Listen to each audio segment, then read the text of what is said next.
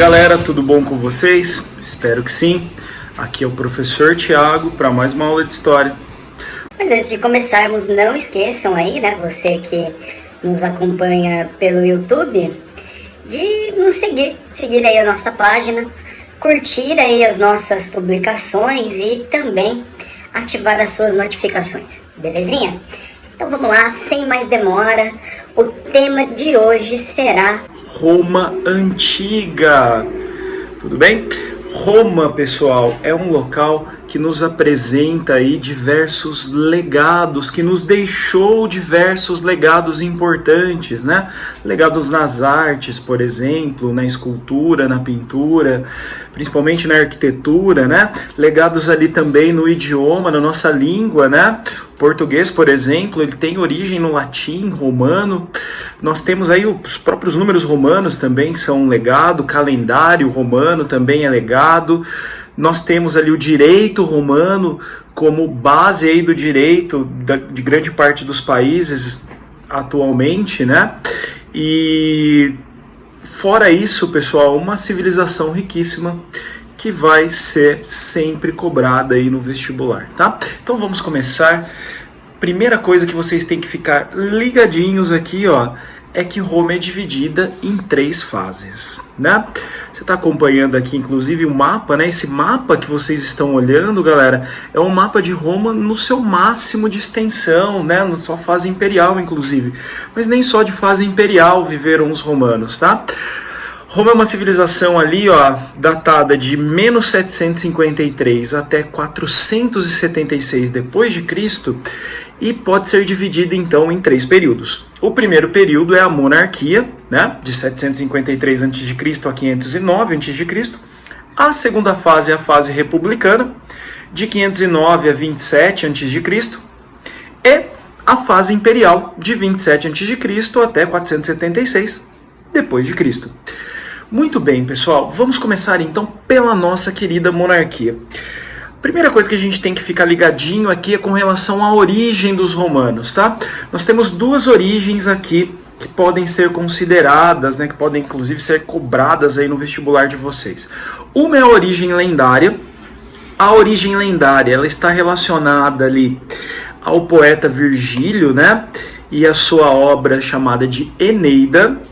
Nessa obra, os romanos eles estarão vinculados ali aos troianos, né? Um príncipe troiano seria aí descendente, antepassado, né, do primeiro governante romano. Essa história, gente, é muito conhecida, né? A história do Rômulo e do Remo, que foram ali abandonados, né, e foram alimentados por uma loba para que não morressem. Rômulo teria fundado ali Roma e teria sido o primeiro rei. Gente, teria origem lendária, hein, galera? Não esqueçam. Então nós estamos falando aqui de algo que não aconteceu. Essa data, inclusive, que está aqui para vocês, ó, 753 a.C., é baseado nessa origem lendária. Muitos autores, muitos historiadores, por conta disso, não consideram, então, que Roma nasceu em 753 a.C. Tudo bem? Tranquilinho? Às vezes você pode encontrar só um tracinho no lugar de 753, então, por conta disso, tá? A origem histórica, pessoal, ela está relacionada ali à construção, né, de um forte às margens ali do rio Tibre, e essa fortificação aí teria dado origem, então, a uma cidade que posteriormente foi crescendo, se desenvolvendo e virou Roma. Roma é produto, então, gente, dessa fortificação e produto também do sincretismo, né? Você está olhando o mapa aqui, pessoal, você tem diversos povos ali na parte central da Península Itálica, origem dos romanos, né?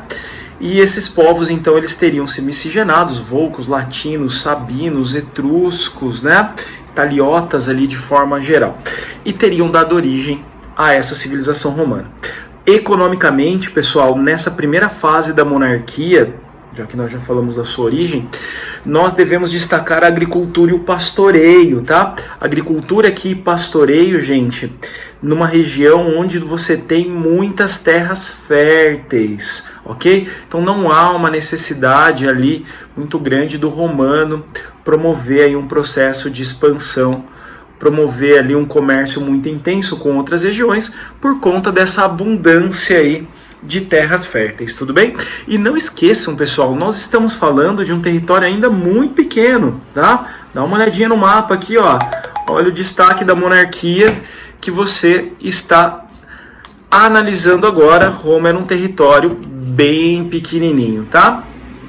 Galera, é o seguinte, outro tema muito importante sobre a questão aqui da monarquia romana é a sociedade. A sociedade romana, pessoal, é uma sociedade estamental. Você sabe muito bem que uma sociedade estamental, ela é rigidamente hierarquizada, né? Ela segue aí o caráter do nascimento, o critério da hereditariedade para definir os seus estamentos, né?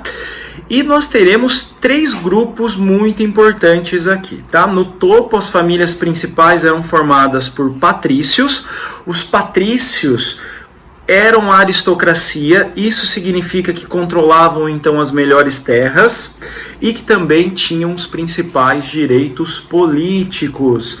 Haviam parentes mais afastados desses patrícios que se chamavam clientes, prestavam serviços a esses patrícios e recebiam a proteção ali em troca.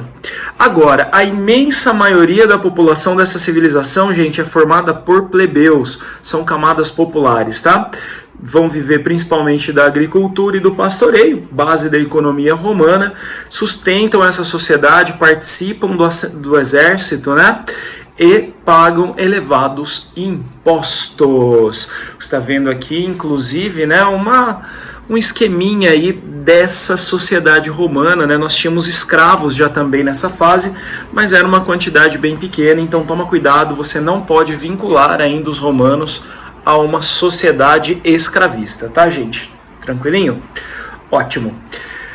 Politicamente falando, nessa fase da monarquia, o que nós tínhamos? Nós tínhamos ali um rei, obviamente, né, que era um chefe supremo, sacerdote também, cuidava da justiça, mas ele não tem o poder total, tá, gente? Ele divide esse poder com uma assembleia de anciãos, chamada de Senado, cargo vitalício, composto ali pelos principais membros das famílias patrícias.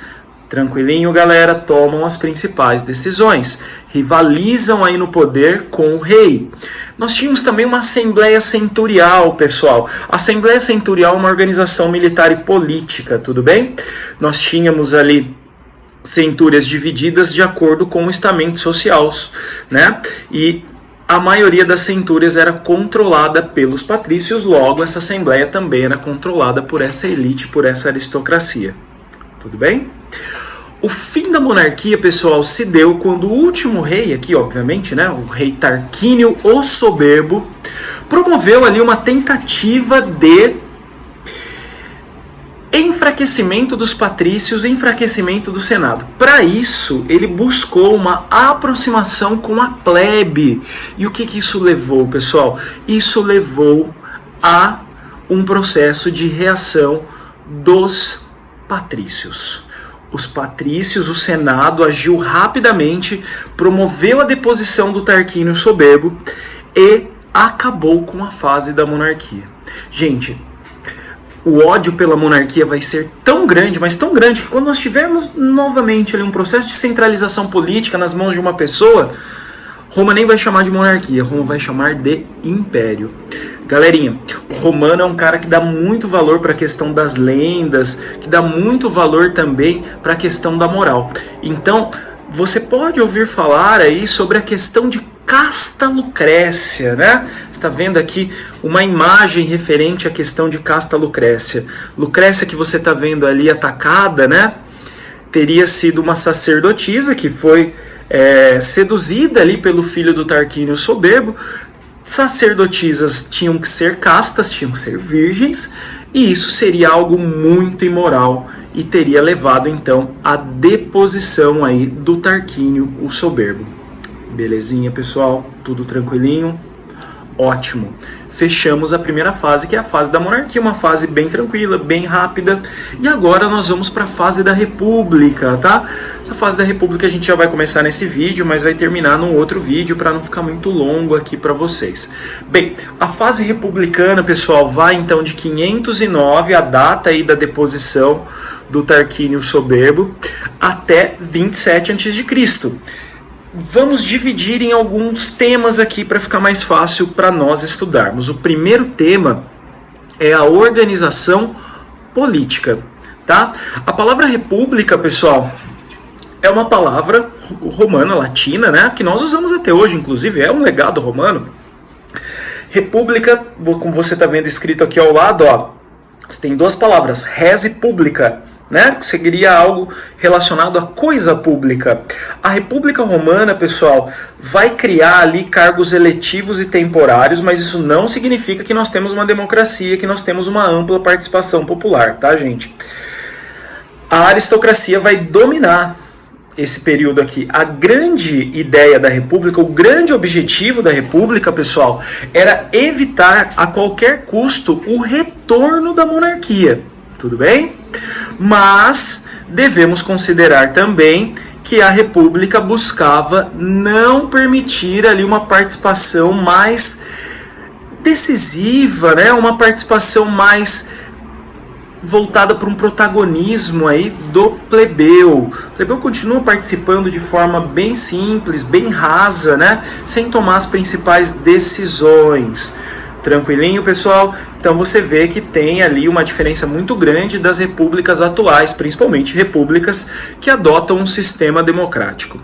Bem, o Senado, principal instituição dessa fase, tá? Sem sombra de dúvida, mantém ali os cargos controlados pelos principais patrícios, né? Ainda tem o cargo vitalício. Essa instituição, gente, controla o legislativo e o judiciário, vai decidir se vai acontecer guerras ou não, os assuntos militares ficam por controle também do Senado. O Senado também comanda o controle da administração e das finanças. O controle aqui, pessoal, não esqueçam, sempre dos patrícios. O Senado também, pessoal, ele vai escolher ali os magistrados. As magistraturas eram cargos ali do executivo, da administração, né?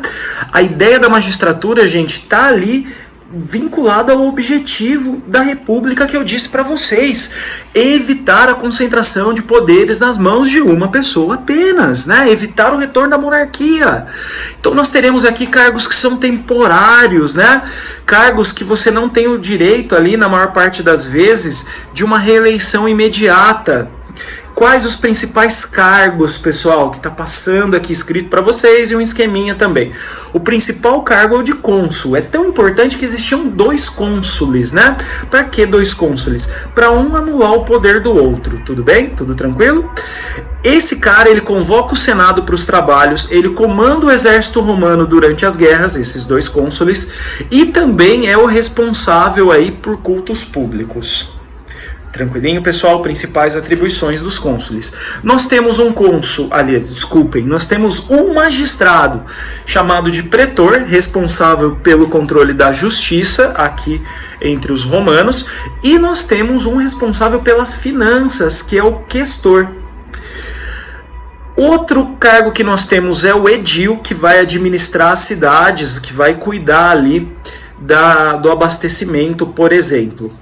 Galerinha, não esqueçam, cargos temporários. Todos esses cargos que eu acabei de comentar com vocês, que está escrito aqui ao lado, ó, cônsul, pretor, questor e edil, são cargos com 1 aninho de mandato, hein, pessoal?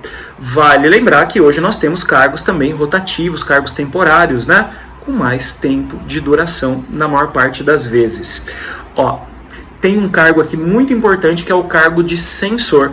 O censor, ele tem um mandato de 5 anos. Por quê? Porque o censor, ele é responsável por 2 coisas muito importantes. Pelo controle da moral dos romanos. Então ele vai ver ali se você é um bom romano, se você segue as tradições, se você segue ali os preceitos básicos de Roma. E o censor também é responsável, obviamente, por fazer o censo, controlar ali aquelas pirâmides etárias, né? Você sabe que controlando ali, sabendo da pirâmide etária, você pode vincular os seus gastos públicos, seus investimentos, onde é mais necessário. Tranquilinho? Em momentos de muita crise, pode ser nomeado ali um ditador. O ditador, pessoal, é o cara responsável pelo quê? Por governar Roma em momentos de crise. Você quebra a burocracia das assembleias, né? Ele toma decisões mais rápidas, mas ele só pode ficar no poder 6 meses. Belezinha? Galera, então tá aí, essa é a nossa primeira parte sobre Roma. Falamos da monarquia, falamos da organização política da república. Não deixe de acompanhar os próximos vídeos sobre Roma para ficar com o tema completo, tudo bem? Forte abraço para vocês e até a próxima.